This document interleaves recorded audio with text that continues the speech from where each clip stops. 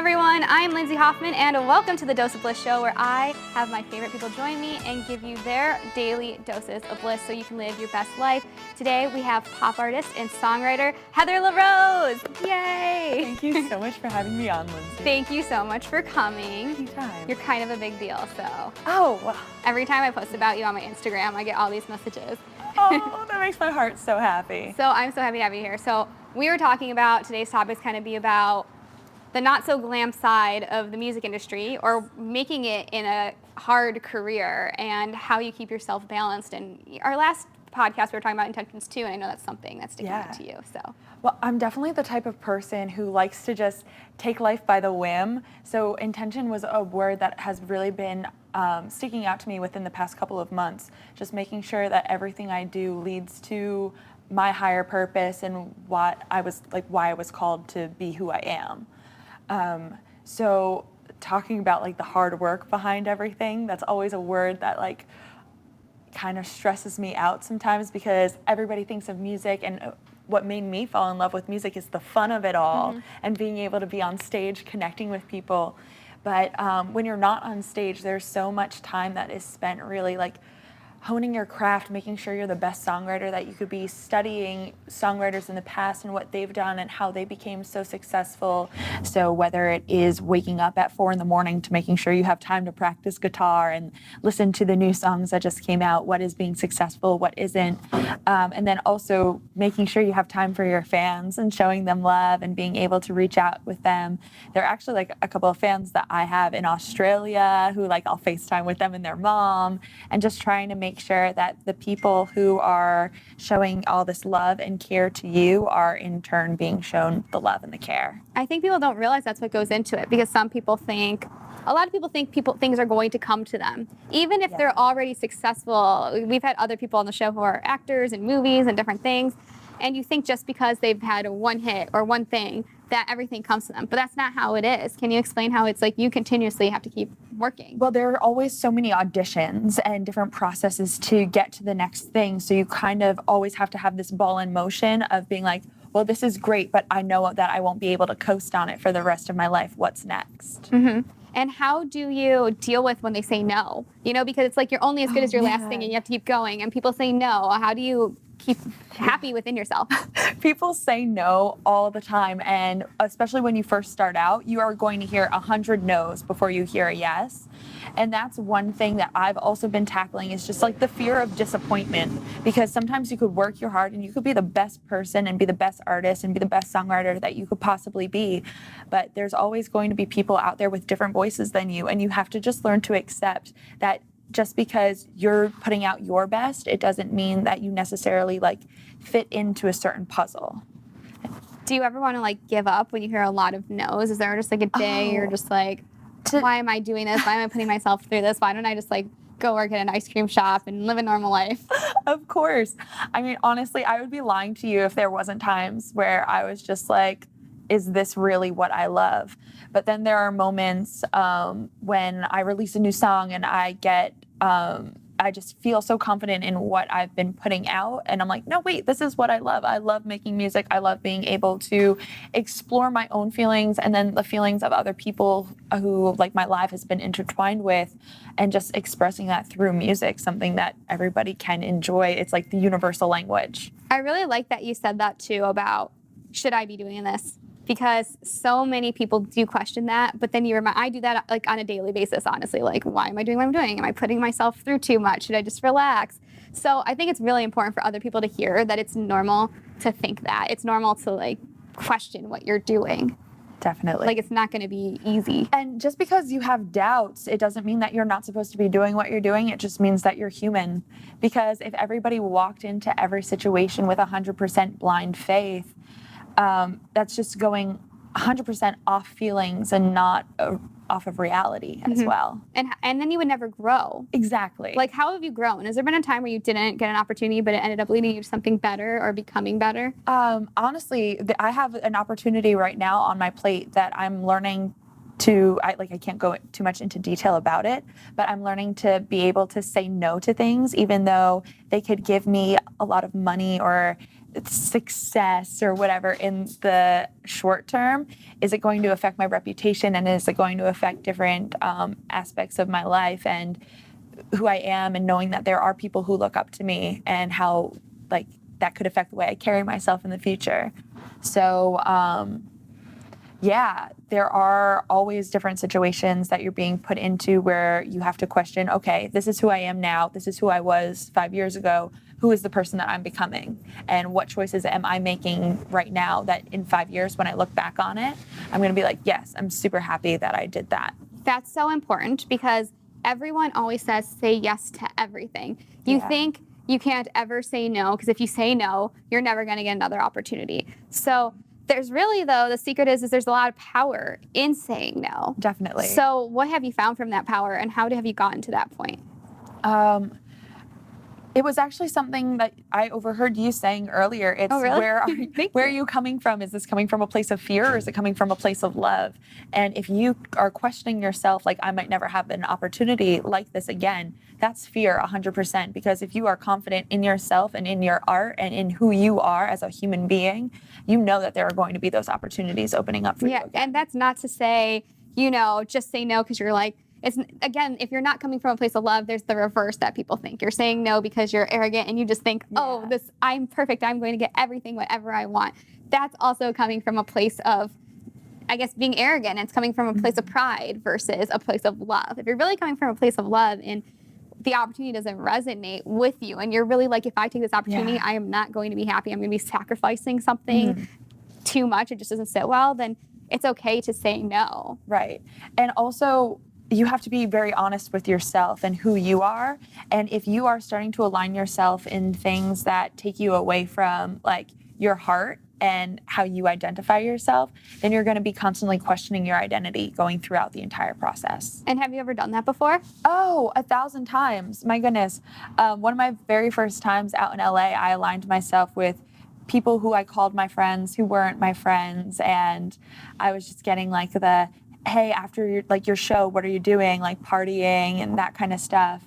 And sometimes you get so distracted by the fun of a moment, and you just have to hit reset sometimes. After all of that, I realized, wait, these people who I'm hanging out with, I'm starting to pick up on their bad patterns. And I flew back. I'm from New York, so I flew back and I spent all last summer in New York just waking up at 5 a.m. every morning, going on like a 5-mile run, listening to podcasts from a couple of like my favorite speakers like Stephen Furtick, Erwin McManus, just people who really like breathe life into my situations, and just kind of started rebuilding myself. I think that's a topic that comes up so much on my show, is what you're filling your mind with and how you feel different. How did those negative people make you feel? Maybe you're having fun in the moment, but how did your energy feel? I just felt like I was constantly being drained. It was like being a sponge, and you could only soak up so much, but then you keep getting squeezed out, just like every inch of you. Exactly. I think that's what people need to look for. And I love how this conversation, it doesn't matter if you're in music, you're in the entertainment world, if you're an accountant, if you're a student, it's really listening to how you feel. Like, that's why your mom always like, listen to your gut. Like, everyone tells you that. It's important about how you feel, because then you took a step away and you were like, who am I as who I am, not who these people are. What do I feel the best doing every day? And for you, that was waking up at 5 a.m, going for a run, which I wish I felt the best doing that every day. I should hang around you more to force me to do that. I mean, that in itself was a habit that you have to learn. When I was with those, hanging out with those people and spending my time with those people, I wasn't waking up until 2 p.m. And going to bed at 5 a.m. or vice versa. Yes. And then you don't have time to focus on you and the things you need, because you've wasted half of the day. And then you're like, by 2 o'clock, you're like, well, I want to like be in the sunlight. I don't want to work on my craft or what my dream is. And then you get off track from what your dream is.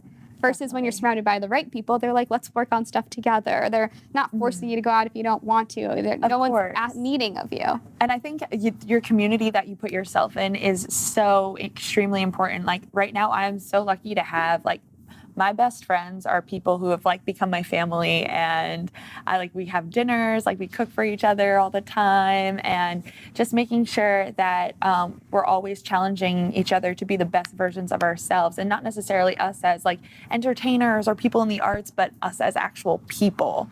I think really that's the core, though, is how you feel and who you are as a person.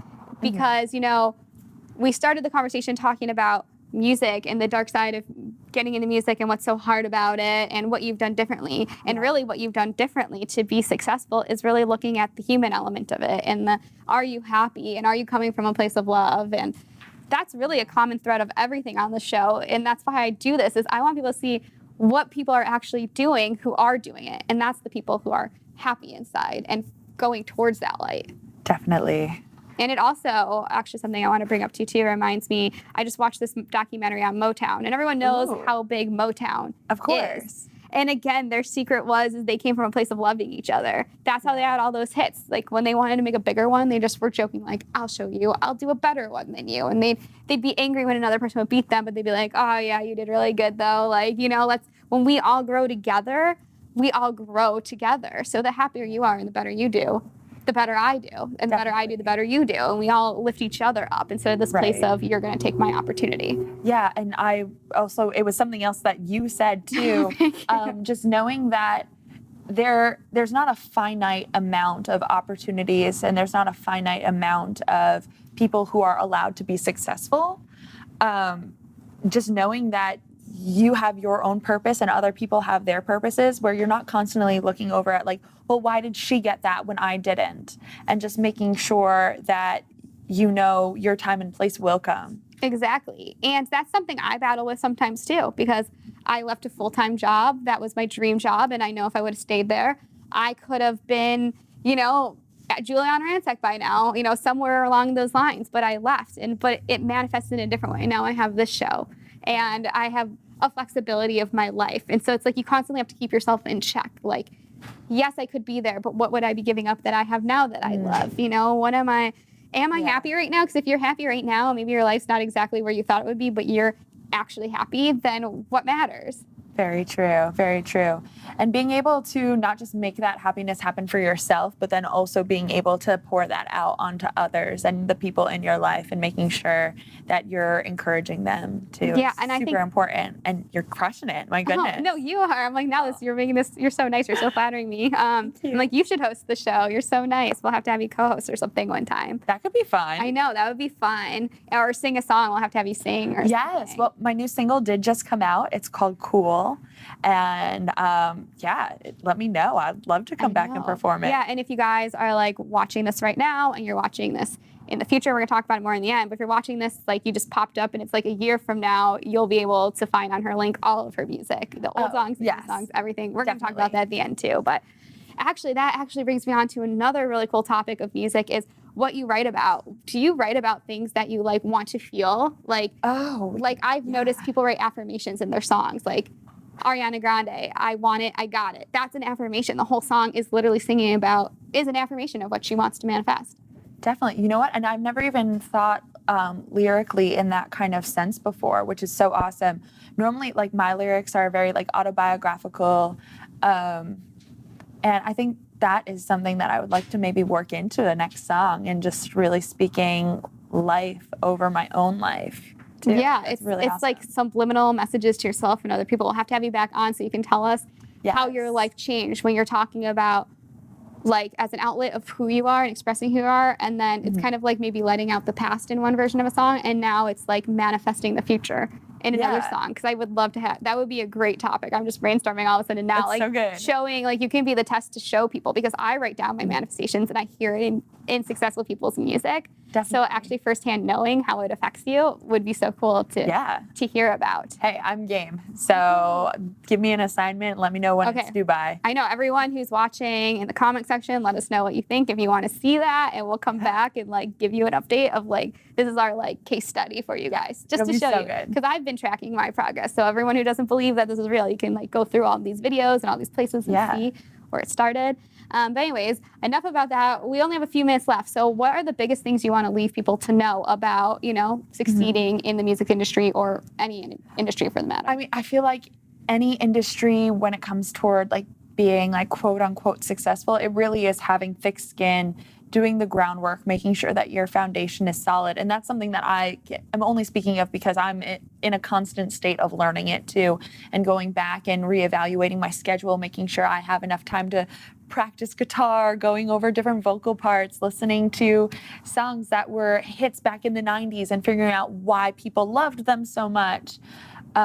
So really just taking time of your like scheduling time management and figuring out every piece of like what are you doing and how it's going to help you. Mm-hmm. I think that's an amazing statement to make, and something I don't think people really realize is what it takes. Like, people aren't looking, what did the successful person do and how can I mirror that for myself? Because it's already laid out for you.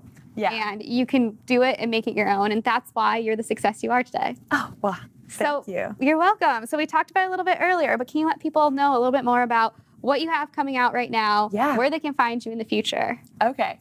Well, as of right now, my new song Cool just came out a few days ago, and it is on all streaming digital platforms. So like Spotify, Apple Music, Tidal, Google Play.